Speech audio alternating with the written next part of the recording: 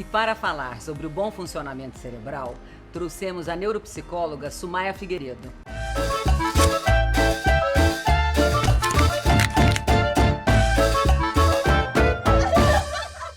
É um prazer estar aqui com vocês, né? Muito obrigada pelo convite. O que é TDAH e pode acometer adultos? TDAH chama-se transtorno de déficit de atenção com hiperatividade. É um transtorno que até um tempo atrás acreditava-se que acometia só crianças e adolescentes ou que no final da adolescência os sintomas se extinguiriam. Então era comum os médicos naquela época, os profissionais, aliviarem os pais dizendo: fica tranquilo que no final da adolescência tudo se resolve. Só que nós sabemos que é um mero engano isso, porque o transtorno ele persiste em 60% de todos os casos, em pessoas adultas e em idosos também. Né? Então, nós sabemos que não só persiste, mas que causa vários tipos de prejuízos, vamos dizer, estragos na vida das pessoas que são portadoras. Quais são os sintomas? Como a gente detecta aí que a pessoa tem esse transtorno? Nós nos baseamos na desatenção, na inquietação, no caso do adulto, e também na impulsividade, porque até a infância e adolescência é mais comum a hiperatividade, que depois, no final da adolescência, ela vai se transformar em inquietação. Então, assim, os sintomas, nós poderíamos dar alguns exemplos para ficar mais claro. Eu gostaria só de dizer ainda que esses sintomas têm que estar presentes na vida da pessoa até, assim, antes dos 12 anos de idade e tem que trazer prejuízos para a vida da pessoa. Para chegar a essa conclusão. Isso, porque assim, nem toda pessoa que é desatenta é TDAH, nem toda pessoa que tem alguns momentos de impulsividade, de inquietação, são portadoras do transtorno. E são vários tipos de TDAH? Então, hoje a gente não fala em tipos, nós falamos em apresentação atual, porque entende-se, né, a partir de 2013, se fala que a pessoa ela pode estar no momento predominantemente desatenta ou, no caso do adulto, com uma inquietação e hiperatividade. Todas são hiperativas ou não? Não necessariamente. Não, assim, vamos dizer assim que, segundo os estudos, todos teriam os 3 sintomas, assim, ou pelo menos a maioria das pessoas. Porém, é importante dizer que a intensidade que esses sintomas se manifestam é diferente, o perfil de cada pessoa é diferente. Né? Então, tem pessoas que são predominantemente mais desatentas. Aquele tipo de pessoa que você olha está sempre no mundo da lua. A pessoa fala com ela, parece que ela está entendendo tudo. De repente, você pergunta, ela fala: hã? O que você falou mesmo? Né? Ou então depois fala assim: não, você lembra ontem que nós falamos? Não, você falou isso comigo? Claro que eu falei. Não, você não me falou isso não. Então esquece também de compromissos, às vezes vai ler, não consegue chegar até o final da página, tem que ler. Você está descrevendo a Vaniana. Mesmo, Vaniana. Tem que ler várias vezes a mesma página, isso ela acaba gastando mais tempo para desenvolver as atividades dela, tem que ir e voltar. Então isso traz prejuízo, isso são tipos de prejuízos na vida da pessoa. Uma pessoa que se concentra, por exemplo, eu preciso ler um texto, então eu me concentro lendo o texto. Pode o mundo cair, pode desabar, eu não vou prestar atenção, eu estou lendo o texto.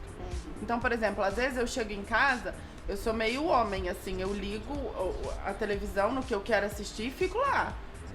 Se fala comigo, eu não escuto, eu realmente não escuto, isso é um sintoma?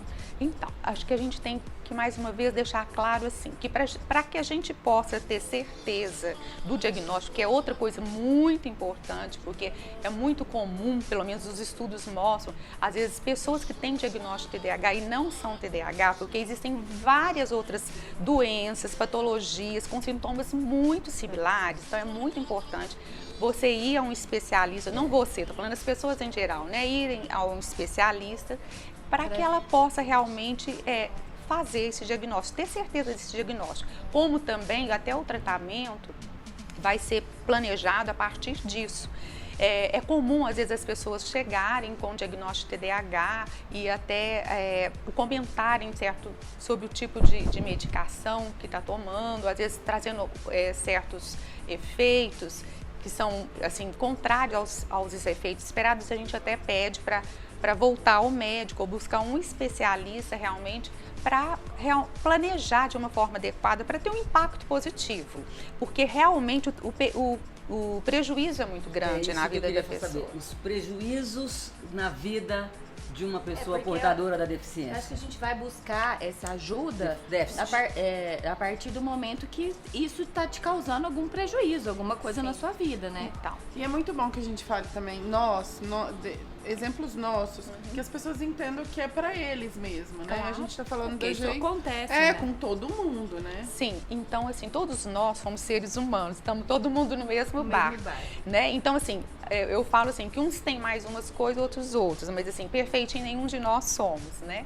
E agora, o transtorno de déficit de atenção por hiperatividade, é importante dizer que não é porque a pessoa, como eu falei, é desatenta, esqueceu de vez em quando a chave do carro, alguma coisa, que ela tenha TDAH. Então, para isso, é preciso buscar o profissional para que ele possa, através dos instrumentos que ele tem, exatamente, do conhecimento, diagnosticar. Qual que é a contribuição que a neuropsicologia dá para as pessoas que têm o diagnóstico? Sim. E tem falta de atenção? Raquel, como as pessoas têm dificuldade de manter o foco de atenção, elas têm dificuldade tanto de prestar atenção quanto de manter o foco, como também regular suas emoções, entre vários outros sintomas. Então eu vou dar alguns exemplos. Então o primeiro procedimento da neuropsicologia, acho que é bom só falar assim, que a neuropsicologia é uma área das neurociências, onde nós trabalhamos com comportamento, emoção e cognição, que é atenção, memória, raciocínio, etc.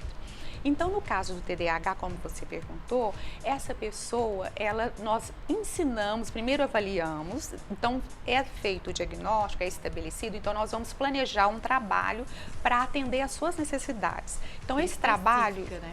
Exatamente. Esse trabalho, ele se baseia num treino cognitivo e também em estratégias que nós vamos ensinar para essa pessoa, para ela aprender a compensar essas dificuldades. Porque vamos dizer assim, no dia a dia ela é disfuncional, ela não é tão funcional, ela não funciona bem. E nós vamos ajudá-la a funcionar bem, né? Apesar de todas essas dificuldades que ela tem. Mas assim, através desse treino cognitivo é que a gente vai também... O que é a estimulação cognitiva? Para quem deve fazer, em que grau deve fazer? Sim. E o uso de remédio, também queria saber sobre isso. Sim. Então, o treino cognitivo é um procedimento, são exercícios estruturados e sistematizados que são planejados de acordo com a necessidade da pessoa. Então, primeiro essa avaliação vai nos dar o perfil dessa pessoa, quais são suas dificuldades, seus pontos fortes, seus pontos fracos. E depois, então, nós planejamos essas atividades em função disso.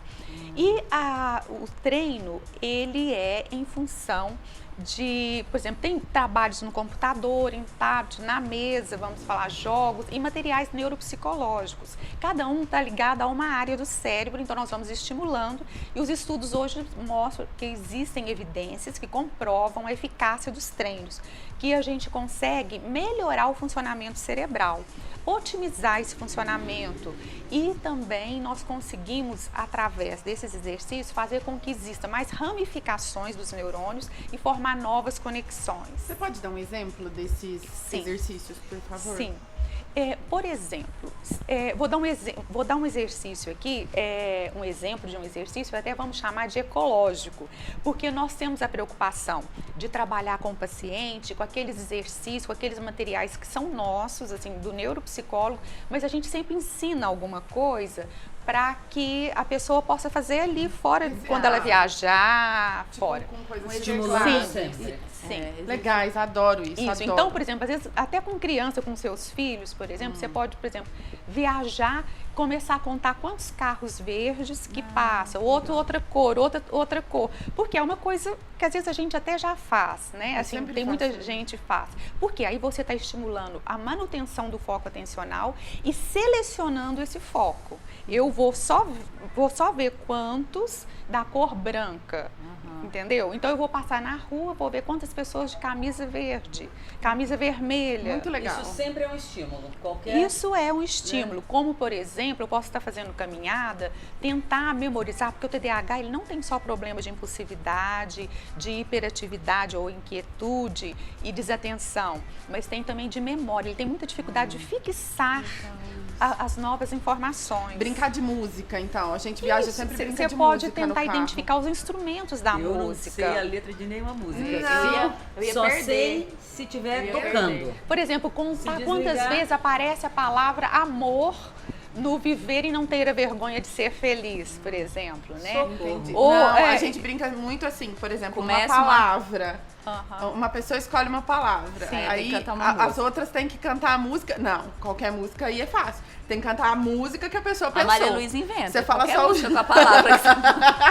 Você fala só o gênero. Aí você está entendeu? estimulando a criatividade também, o que é muito bom. Sumaia, o quanto compromete a vida emocional, familiar, social de uma pessoa portadora de déficit de atenção? É bastante. O comprometimento é assim, muito abrangente, como nós falamos, além do trabalho, né, de outras áreas, porque você veja bem, você ficar com uma pessoa de vez em quando, que nunca chega no horário, que não tem a menor organização, você chega perto dela, tá toda a mesa, tudo espalhado, ela não acha as coisas, demora a achar, isso é uma coisa. Outra, ou que explode com você, ou que está sempre irritada, isso é uma coisa. Agora, você conviver no dia a dia, o tempo todo, então isso se potencializa.